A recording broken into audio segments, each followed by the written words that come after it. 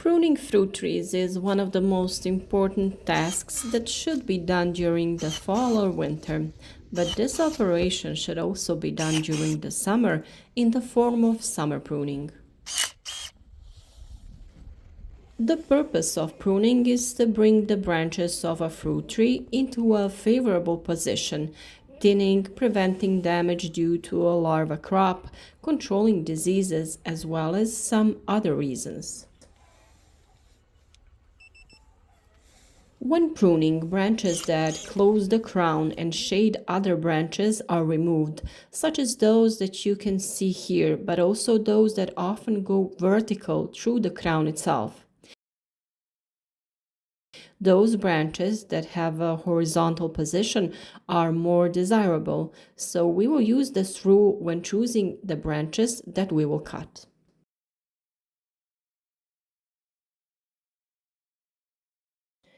Most often, these vertical branches are useless in the first years and they don't bear fruit, but at the same time, they take food from the plant and close the central space in the crown of the fruit tree.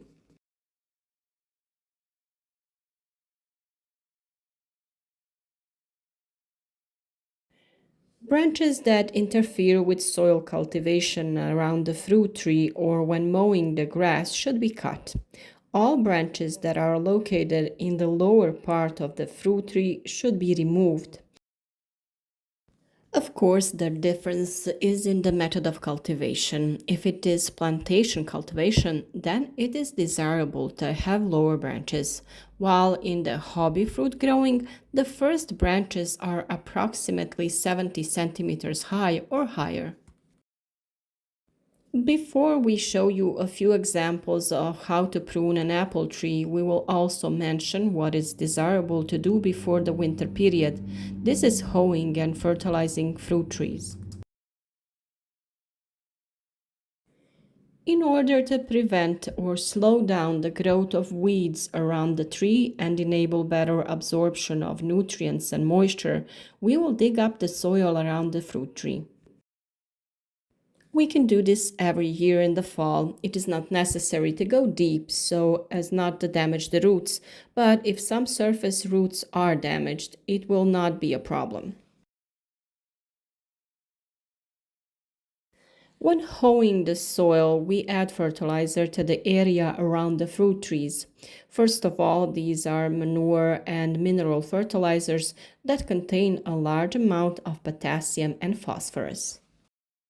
Any manure is useful because it enriches the soil with natural nutrients and compost, and in addition, living organisms enter the soil.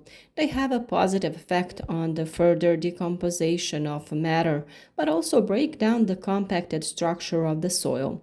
This is very important for the development of the plant's root system. It is difficult to overdo it with adding manure, but you should add as much as can be mixed with the soil. We will not add manure near the trunk to avoid damaging the bark of the fruit tree. Along with the manure, we will also add mineral nutrients with the NPK formulation of 7-20-30. Any nutrient in which the second two numbers are the largest is good to give at this time. It is important that the first number is lower because it represents nitrogen, which is not needed during the dormant phase, but moves quickly in the soil, so it should be added in the spring when the vegetation begins. And once we have added the nutrients, mix everything well, and the fertilization is then complete.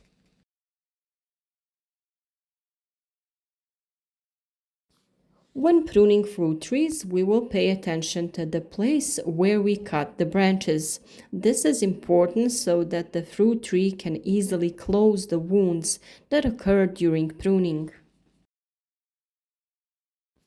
The cut should always be on the opposite side of the bud and at an oblique angle.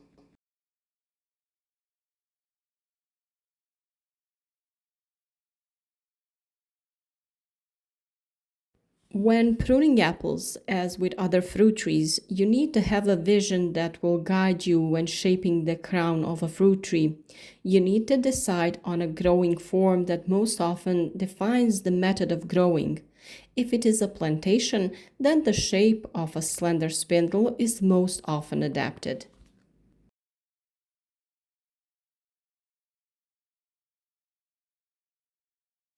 In this case, we form the crown around the main conductor or trunk that will carry the entire crown. Around it, we will arrange the branches that will bring us a crop in the coming years. We will remove and thin out these branches that are branched out and shade each other. In the coming years, they will direct themselves towards a horizontal position under load. So we will form the branches in a spiral moving around the fruit tree so that we get branches at different heights and at the same time have some distance between them. We will remove any branch that grows upwards from the laid branches because these are most often water drinking branches. If on any branch we have to choose between two branches, we always choose the one that is more laid down and we sharpen the ones that are more vertical.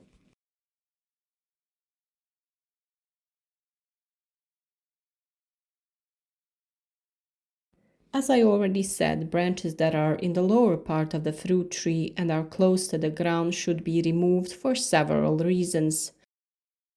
Fruits that would be formed close to the ground may be damaged or of lower quality, but the branches themselves are in our way when working the soil as well as maintaining the space around the fruit tree. If the soil around the fruit tree is dug up, the branches interfere with the cultivation, and if the area around the fruit tree is mowed, then those branches interfere with the mowing, so we will remove such branches. We usually remove such branches up to a height of about 70 centimeters, while lower branches can be allowed in case of intensive cultivation of fruit trees. In addition to good pruning, it is also necessary to bend the branches in the most suitable direction for good formation of the crown and growing form.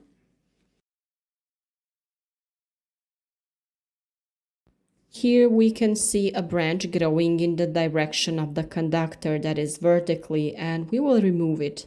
Above it we have a branch that is directed toward another branch, which is also not desirable. Any crossing of branches is not desirable either, and we will thin these branches or cut them off completely.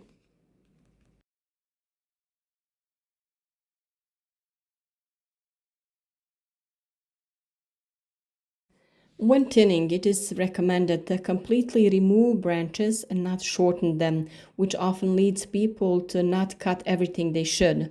However, any pruning is better than abandoning the fruit tree and leaving a large number of branches.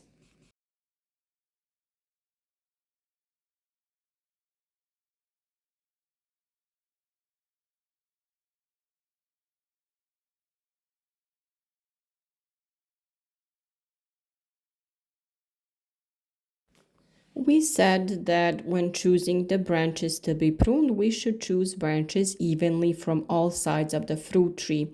So we will try to distribute all these branches evenly. We will remove all those branches that are close to one another.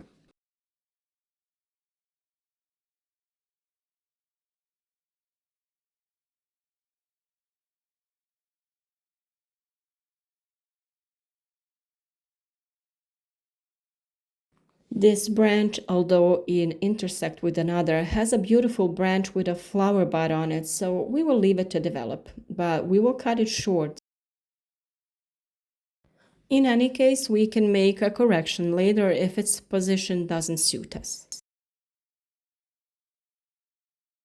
After thinning the branches, we will still have to shorten the main guide, which we shorten to the height we can reach. Here we choose the height to which the fruit will be. All other branches should be lower than that height.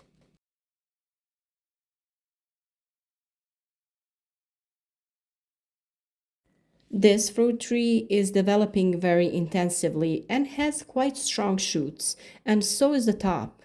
After last year's shortening of the guide, several shoots grow on the top and they need to be removed.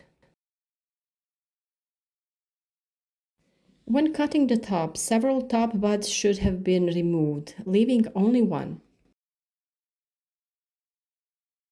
We will cut off these shoots that are excess, leaving one and cutting the other branches towards it. Most of these branches should be directed to the side and not allowed to grow upwards. This time we will leave only one top bud on the guide. With this, the pruning is complete. However, the pruning itself is not the same for every fruit tree. Every fruit tree has something that makes it different from the other, so each fruit tree should be approached in a different way. However, the principles and goals of pruning are important in all of this. Any mistake made can be corrected over time, so you should enter this job and do it without fear. Over time, a routine is acquired and this job becomes easier. Don't forget to like the video and share the video with your friends on social networks. Thank you for supporting us and for always being with us. Till next video.